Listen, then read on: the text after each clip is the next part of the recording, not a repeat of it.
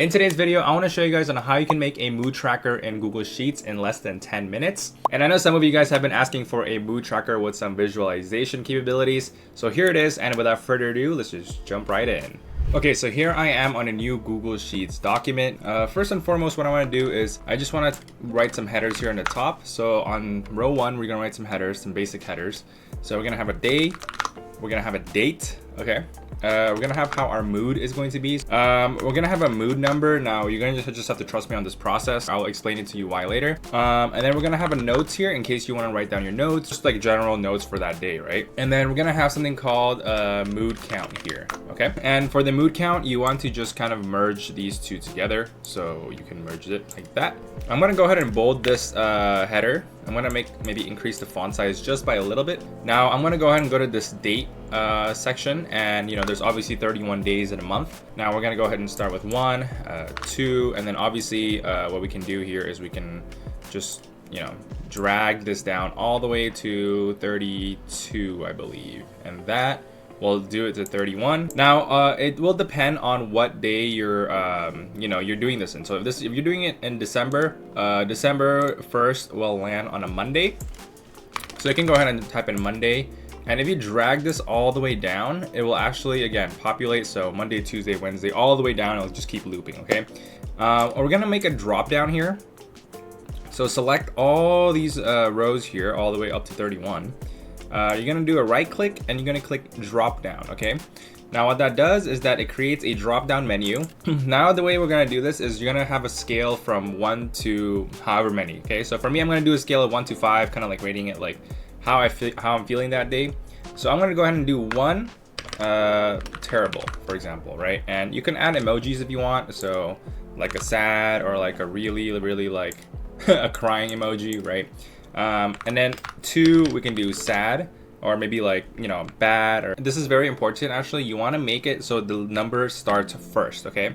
So there's always a number, so like 1 terrible, 1 upset, or 2, 3. So always lead it with a number. The way I'm putting up the emoji window in Windows is actually Windows dot. I don't know how you do it for Mac, but that's how I'm getting out the emojis. Now what you can do is you can also color code these, so you can just do like a dark red for terrible, lighter red for bad, yellow for okay, light green for good, and then a dark green for like excellent. I'm gonna go ahead and click done here, and you can see here that I can actually pick the mood, okay? And you can always expand this column if it's like if it's a little too long, the text. You can also increase the font size too for all of them. So maybe if you want 13, for example, or 12. Now what this mood number does is that it's going to just extract this number, okay? Just this one, because what I want to do is I want to later on visualize it with charts and graphs, okay? So I'm going to do that by typing in this formula. So equals to value. So we're going to get the numerical value, okay? Open parentheses. We're going to type in left. So we're going to get the left of what? Of this here, C3 or C2.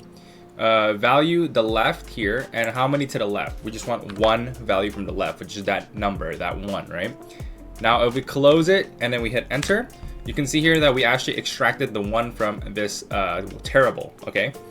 If I drag it all the way down, all the way to 31, you can see there are actually zeros here because we don't have any input here, okay? But as soon as you put an input, 3, you can see that it has the 3 there, okay? As far as notes go, you kind of just want to expand the notes here. We don't need to get into detail because notes is just very self-explanatory. You kind of just write down what you want. What you can do though is you can actually maybe set the text wrapping to wrap. So that way, if you write like longer notes, it won't, it'll just wrap like that, okay? It won't like overfill this mood count. Now for a mood count, we're gonna type in all the moods that we put. So terrible, bad, good, okay, and excellent. Okay, so these are all the different moods that we've had, and for that one we want to do a count, okay? So how do we do that? Let's do a formula here, equals to count if, okay, if this D column here is equal to 1, because terrible is 1. So it'll count how many terribles we have here. So if I add another terrible, you can see it's 2, add another terrible, you can see it's 3, okay? Now I could just stretch it all the way down here and just change all the values to 2. That's the 2, and then the good is 3, right? Because we're just doing it by our rating here. The okay one Oops, I might have flipped it actually. That is so okay is actually supposed to be here and good is supposed to be here. Sorry about that. I totally flipped it. But yeah, so okay is a 3, good is a 4, and excellent is a 5. Okay, great. So we're actually almost done with this mood tracker. Now what I'm gonna do is I just want to insert one row above row 1 here, just so I can title this. Okay, so I'm gonna go ahead and merge columns A to E. We're gonna go ahead and merge it. We're gonna go ahead and center align it so that way it becomes like a heading. And I'm just gonna type in mood tracker. Okay, so we can go ahead and you know, increase the font size here.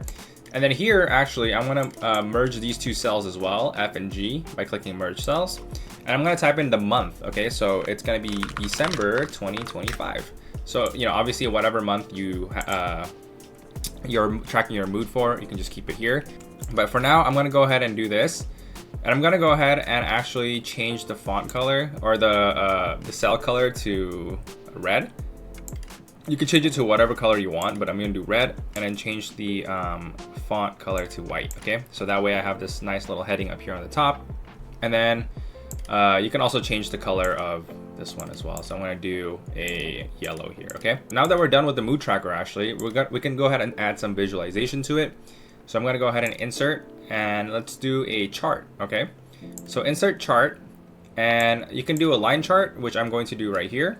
And I'm gonna do a pie chart as well, so, or like a donut chart. Okay, so for the range, data range here, sometimes it knows what it's doing, sometimes it doesn't. If it doesn't, like if it's maybe like messed up or something, you can go ahead and select data range here. Just remove everything, and then when you're, you know, selecting this thing, you can go ahead and select the data range that you've created, date, mood, and mood number. Hit OK, and then it should know that the date is on the bottom and the mood number is on the top. So that way it tracks how your mood is, you know, for the whole month. Okay, it'll like visualize it.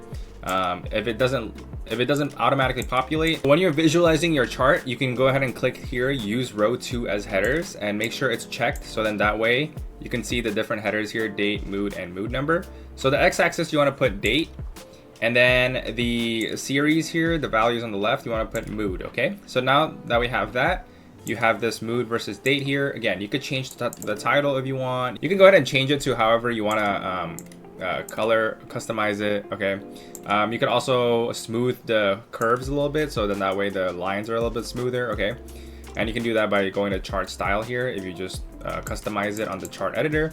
But the setup should be like this exactly. Okay, it should have the date and the mood number, and I'm accessing it by just double clicking this chart. Okay, double clicking, you have customize here, and if you want to change how it looks, and you have setup here if you want to change the way it grabs the data. Okay, now I'm going to go ahead and actually insert another chart as well, and this chart is actually going to be a pie chart. So it's going to be this donut chart right here actually. And then for the label and value, I'm going to change this data range again. Remember, I'm going to go ahead and delete it. And this time the data range is going to be this mood count right here. Okay, so that's going to be a data range, and then it actually knows that, hey, this is how many times you have excellent, this is how many times you have okay. Again, double clicking it, you're able to edit the chart. You can customize it however you want. Okay, if you want the background color to be a different thing, if you want the slice to have you know, a different color here for terrible. So for example, terrible, I'm going to go ahead and change it to dark red. Bad, I'm going to go ahead and change it to lighter red. Okay is yellow, that's good. Good is going to be just a lighter green, and excellent is going to be a darker green. And then yeah, you could title it again. So this month's mood count, I don't know, whatever you want to title it. But if you go ahead and go to pie chart, slice label, you can do like a percentage of how many are in there. You can change the color to white. You know, you can bold it if you want to, and then so if you go to legend here, you can go ahead and go to none, and it'll like get rid of them. Okay, so it really depends how you want to do it. Again, the customizability is endless. If you want to, you know, maybe you want to change this to December 2025, and you want to have one for January 2026, for example, you can go ahead and just duplicate it, rename it. Okay, so right click, rename January 2026. And obviously there's going to be, you know, 1 or maybe 31 dates, however many. If it's February, for example, you can just, you know, delete these rows down here, and it won't affect the chart at all. Okay, so it's very flexible, very modular. You can actually also hide this column. Okay, as I mentioned before, right click, and you can do hide column. And you can see here that it kind of broke our chart a little bit. But if you just click it or double click it, that is, check this box right here that says include hidden or filtered data. You check it and bam, okay, so everything is back to normal. And then of course, before you want to copy and paste everything again as well that I just did, you can just go ahead and select everything and just hit the delete button, and it will just reset everything to as if there's no value, okay? And again, remember for January, maybe you don't start on a Monday, right? January 2026, we're starting on a Thursday. So you just type Thursday here, and then you're gonna go ahead and just drag it all the way down. So then that way the days and the dates are gonna be accurate and everything should be functioning as it should. Now, if you enjoyed today's video, don't forget to hit the like and hit the subscribe button down below, and I will see you guys all in the next video.